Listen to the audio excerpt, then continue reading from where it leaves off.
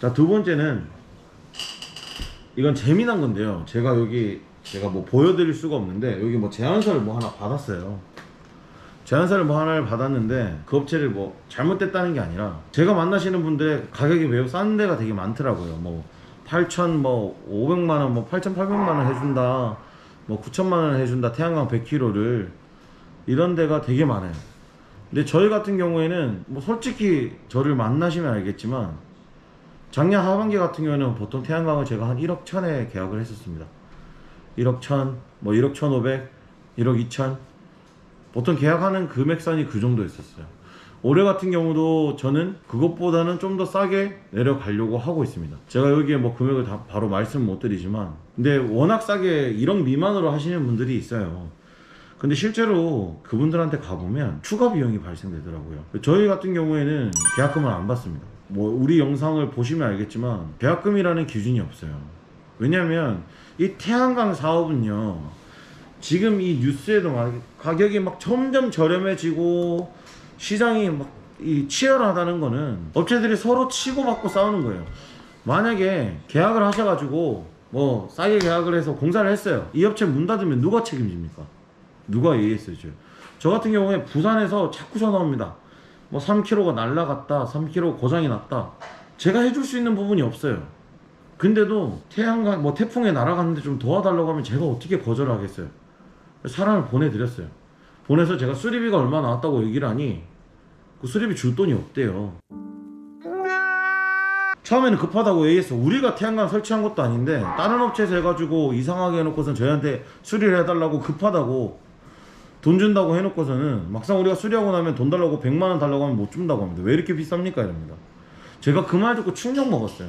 근데 보통 태양광 업체들은요, AS를 생각 안 합니다. 그리고요, 태양광 업체가 업력이 긴 회사들이 없어요. 이 회사를 차려서 계약을 했다가 또 문 닫아 버리는 거예요. 뭐 업력이 긴 회사들도 있겠죠. 제가 느껴보면 대부분 다 영업사원 구조로 되어 있어요. 정말 나한테 연락 오는 사람들 중에 사기 맞아서 연락 오는 사람들이 너무 많아요. 계약금을 줘서 진행이 안 돼서 저한테 연락이 옵니다. 어제 경주에 갔던 곳은요, 태양광 업자가 건물이 너무 부실해서 건물 보강공사를 해야 된다고 했답니다. 설계비를 150만 원을 주고 설계를 받았대요. 그래서 그걸 건축물을 지으면서 보강을 했답니다. 제가 막상 가봤는데 H빔 기둥에다가 다 Y자를 대놨어요. 저걸 왜 보강을 해야 되는 거지? 그리고 여기 지금 나와 있는 제안서에도 보강비는 별도라고 나와 있어요. 맞아요, 보강비 별도예요. 근데 제가 여태껏 태양광 공사를 하면서 정말 보강을 할 만한 곳이 있었습니다. 근데 단 한 번도 저렇게 뭐 1,000만 원, 2,000만 원이라는 돈이 들어간 적이 단 한 번도 없었어요. 제가 보강을 하더라도 300만 원, 뭐 400만 원, 사업주들이 충분히 알 수 있는 합리적인 가격이었다는 거죠. 자재가 이만큼 들어왔으니까 이만큼을 보강을 했다. 강판 사주시면 지붕 이 부분 덮어드리겠다. 오히려 서비스를 해줘야 되는 부분들을 태양광 업계에서는 보강이라는 아주 얄팍한 수를 쓰는 것 같습니다. 저렴한 곳에 이렇게 진행을 했다가 계속 저희한테 연락이 와요. 이게 핵심이 뭐냐면 거기 200만 원을 줬으니, 거기 300만 원을 줬으니 저희 공사 금액에서 좀 깎아달라고 합니다. 태양광 현실이 이렇습니다, 여러분. 태양광은요, 20년을 가야 되는 사업이에요. 20년 동안 태양광을 가야 되는데 내가 이게 지어서 우리가 TV처럼 사가지고 쓰다가 그냥 버리면 되는 게 아니라는 거죠. 우리가 자동차를 살 때도 왜 좋은 차를 사려고 하는지 아시지 않습니까? 뭐 AS라든지 믿고 간다든지 이 업체가 내가 10년 뒤에 부품을 교체를 한다든지 남아 있어야 되지 않겠습니까? 근데 만약에 내가 차를 샀는데 이름도 없는 차에서 샀어요. 뭐 저희 회사 같은 경우 똑같은 거죠. 이름도 없는 회사에서 태양광 발전소를 지었는데 이 회사가 과연 10년 뒤에 있을까?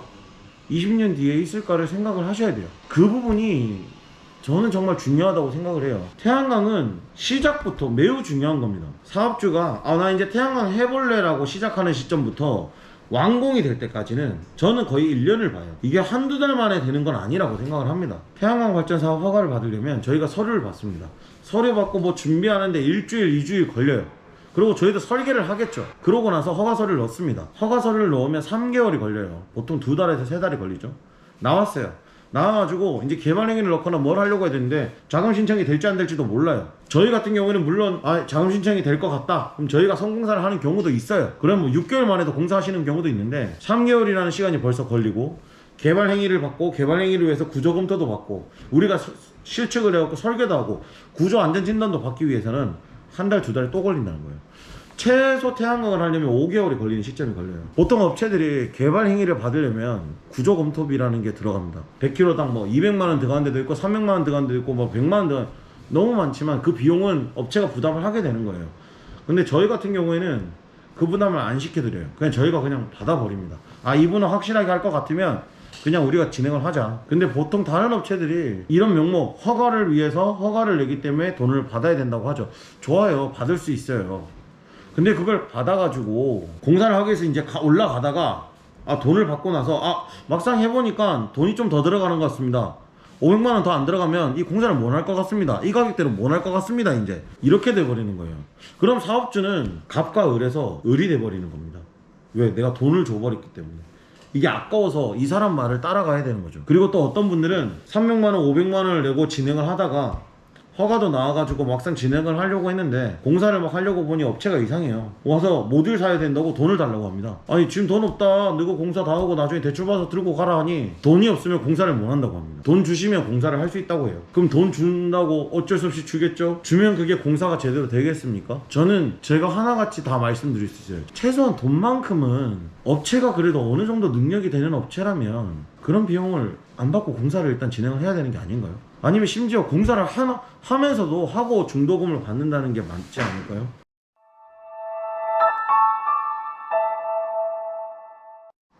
제가 마음 또 정리를 하자면, 뉴스는 아까 FIT 이런 1인당 1개의 최근 동향 뉴스의 1인당 1개가 매우 중요한 부분입니다. 1인당 100kg를 해줄지 200kg를 할지는 모릅니다. 두 번째는 태양광 업체별로 단가가 점점 내려가고 있어요. 근데 그 단가를 믿지 마세요. 제가 봤을 때 지금 현재 태양광 시세는 한 정말 싸게 한 데는 1억에 할지는 모르겠지만 1억에서 1억 한 2천? 1억 2천도 비싸요. 물론 시설 이런 시설이 구조물이 많이 들어가는 데다 이게 좀 다를 차이는 나겠지만 저는 좀 이 가격이 너무 싸는 것도, 물론 그 업체의 경쟁력이 있을 수도 있습니다. 그건 제가 어떻게 판단을 못 하겠지만 제가 여태껏 만나본 태양광 업체들이 얘기하는 걸 들어보니까 이런 추가 비용이 좀 많이 붙어 있었습니다. 그래서 그 부분 조심하시고요. 세 번째는 농가 태양광 자금 신청이 한 3월달 중으로 시작될 거예요. 근데 아직까지도 정확한 내용이 없으니까 저도 예측만 하는 거지. 저번 달에 전화를 해보니까 자금 추천 일정이 한 3월달부터는 시작이 된다고 하더라고요. 세 번째는 그 내용이 제일 중요한 것 같고, 아까 S&P 가격이 오른다? 계속 오른다? 희망을 갖지 마세요, 여러분. 무조건 유가랑 비례합니다. 유가가 올라가면 6개월 뒤에 S&P 가격도 올라가요. 당연한 거예요. 당연한 얘기를 하시면 안 돼요. 저는 그래서 물론 무슨 일이 터져가지고 올라가면은 S&P 가격이 쭉쭉 오르면 최고죠. 그래서 S&P 부분이 좀 얘기를 하고 싶고요. REC 같은 경우도 물량이 확보된다고 해도 아마 지금 시세가 유지되지 않을까, 저는 그렇게 생각을 하고 있습니다. 그리고 제가 마지막으로 드리고 싶은 말 중에 하나가, 본인이 이 내용을 정확하게 모르면 안 됩니다. 업체 보고 야, 이게 이런 게 있다는데 알아보라고 해야지, 그런 게 있어요? 그거 해주세요. 업체를 무조건 믿지는 말라고 말씀드리고 싶습니다. 그래서 지금 이 FIT 규정이 좀 발표가 나면 제가 좀 더 설명을 한 번 더 잘 드릴 거고요. 오늘은 제가 영상을 여기까지